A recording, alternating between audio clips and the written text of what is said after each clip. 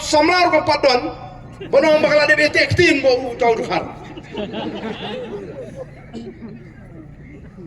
laradi bakal ada betek tin te katal ada ka Emily election mental ada school election meladi ban yethona sementara kini cita kan saya thono ada KMDC election tau dukhar kaslong po kaslong chipha dan mendapat dan dawa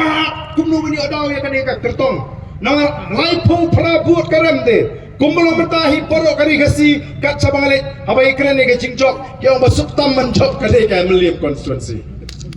basuk tam menjok kali ka Meliam constituency bakal job dan buram namara ka Amerika rem tang lai pupra mentalai ki namtip ka jing perkhat ka jing ken jeng kini ki basensyara for this council ki wenglut ya katai ka jakaga kabha ponong kram konsensi pemlakrai para ko isilu semlim kabadi ka ketem jong upra ki wan ra senit bi modul nabi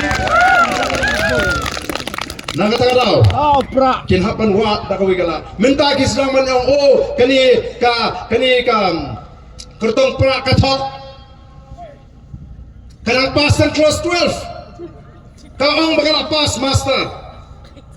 badia kata lali ada kinongelam joga seng kongres ki bang apoy kat kerenyeng kerenyot jong kinongelam kongres hangi langsung thu menu kita kat kerenyeng renyot ke jongki kidang don por balik wa ki affidavit jong ai bandap balap bakalang pasan kelas 12 nrengan ong ipi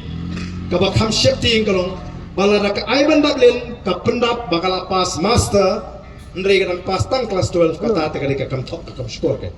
nrengan pas master ka syujaran kat lesi lawyer apor beli affidavit ki klaim pendap kat kum kabade kesiditang ita ijing bakal hakapor bagi file ya kata ka affidavit lesi nakal yang lawyer nrengan pas ka master kam don kata ka jing thok manom ngim thok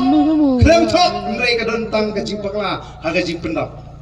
lareng yong man be pendap master kat balalap ki certificate pakat pas ka kelas 12 kata ka de kam thok ka kam syukur ka kam penhe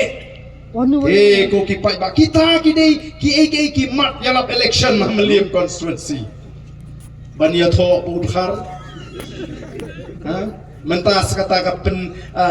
ka thok ka penhe kerjan ko ki pai ba ngi so bangi don kam ban pensyai yo pai ba ko mangiong bagai jingjob ya ke MP election ka daitang ka basdang